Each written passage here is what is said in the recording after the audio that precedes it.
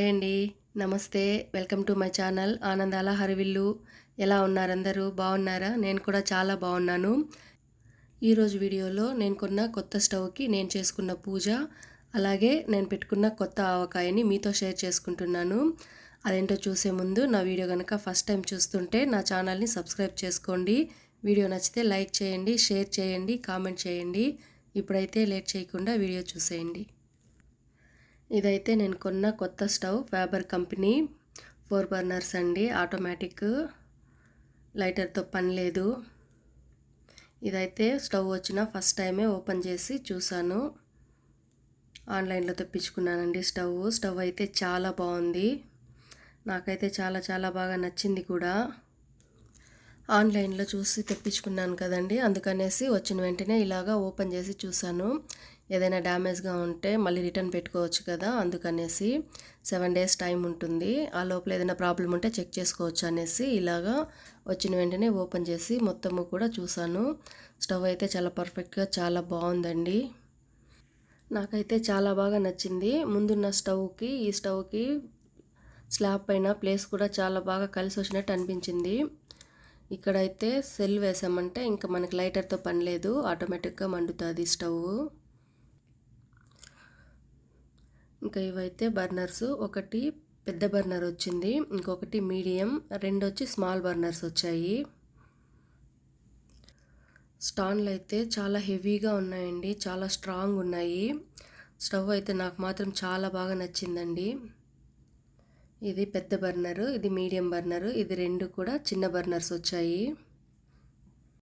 కొత్త స్టవ్ మీద first time వంట చేయడానికన్నా కూడా ముందుగా పూజ చేసుకుంటున్నాను. స్టవ్ మొత్తము కూడా క్లీన్ చేసుకొని స్టాండ్లంతా కూడా కడిగి పెట్టేశాను.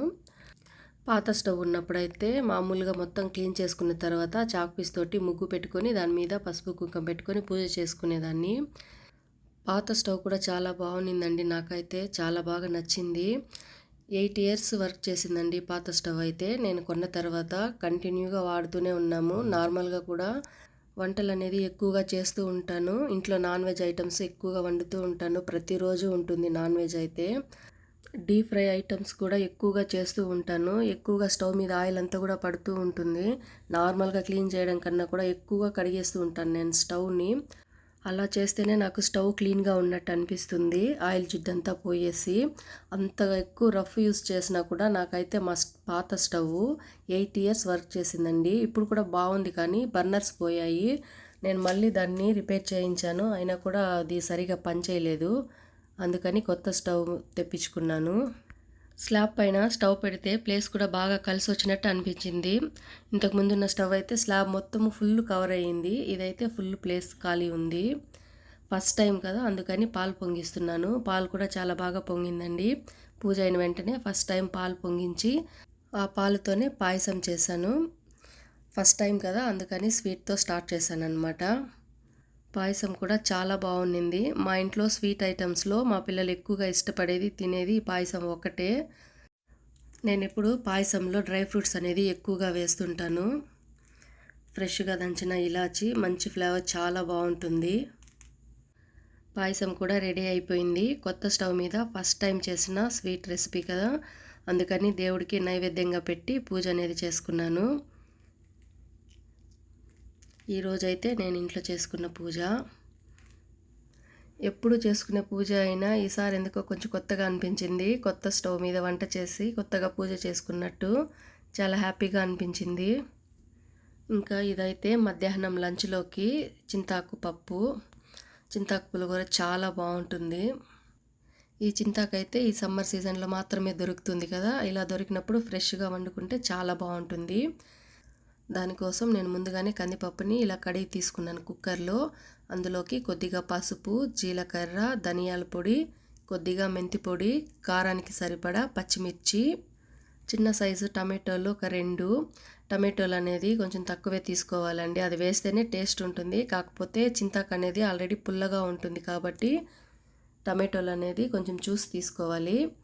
తర్వాత అందులోకి కట్ చేసిన ఎర్రగడ్డలు, అలాగే తెల్లగడ్డలు, మెయిన్గా అయితే వంకాయలు కంపల్సరీ ఉండాలండి. అవి వేస్తేనే చింతాకు పప్పుకి టేస్ట్ అనేది వస్తుంది.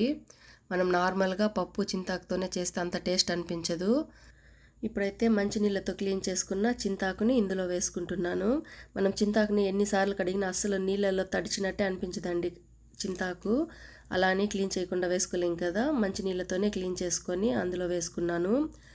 తర్వాత తగినన్ని నీళ్లు పోసుకొని కుక్కర్ మూత పెట్టేసి పప్పు బాగా ఉడికించుకుంటే సరిపోతుంది. నార్మల్ పప్పు కూరకు ఎనిపినట్టే ఇది కూడా ఎనిపేసి ఇంకా పోపులో కలిపేసుకున్నాను. దీనికి కాంబినేషన్గా ఈరోజు ఇంట్లో సంగటి చేశాను. చపాతీ రైస్ కన్నా కూడా సంగటికి చాలా చాలా బాగుంటుంది. కొత్త స్టవ్ మీద ఫస్ట్ టైం చేసిన వంటలండి ఇవి.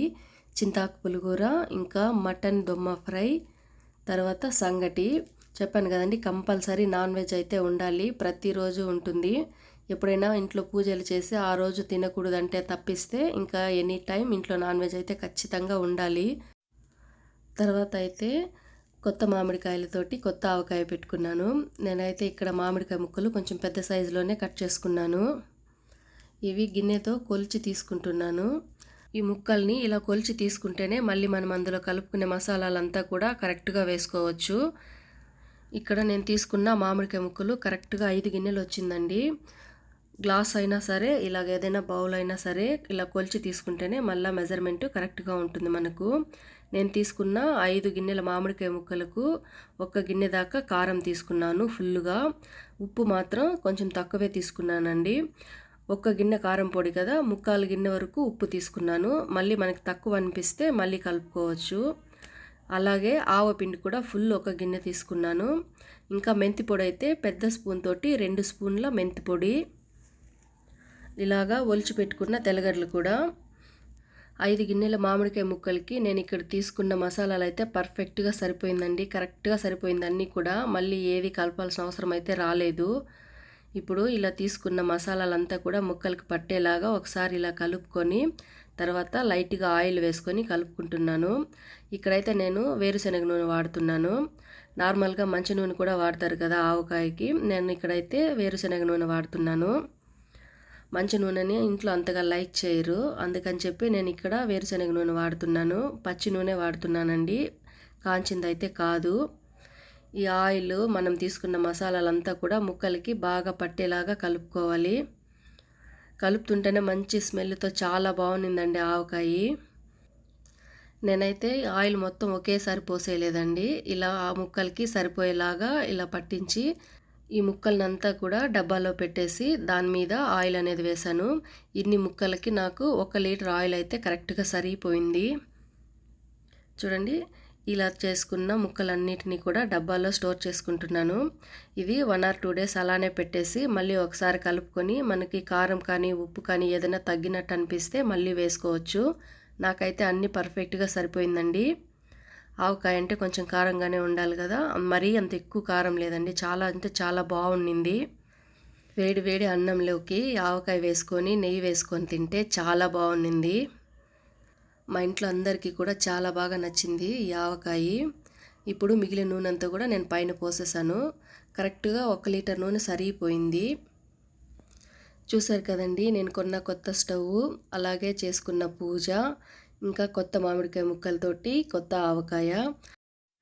ఈ వీడియో కనుక నచ్చితే నా వీడియోని లైక్ చేయండి, నా ఛానల్ని సబ్స్క్రైబ్ చేసుకోండి. ఇంకో మంచి వీడియోతో మళ్ళీ కలుద్దాం. Thank you for watching. Bye అండి.